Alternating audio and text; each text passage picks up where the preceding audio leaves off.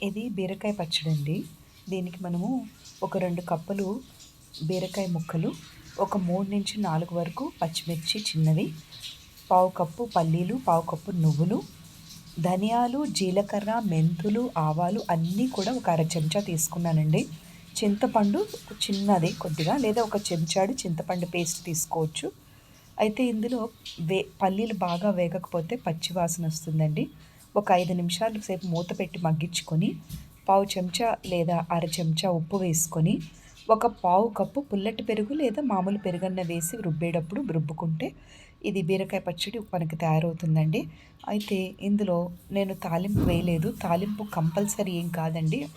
ఎందుకంటే అన్ని ఇంగ్రీడియెంట్స్ వేసాం కదా! తాలింపు అవసరం అనిపిస్తే వేసుకోవచ్చు.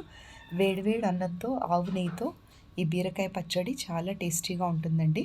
యూట్యూబ్ వీడియోస్ రెగ్యులర్‌గా గమనించండి.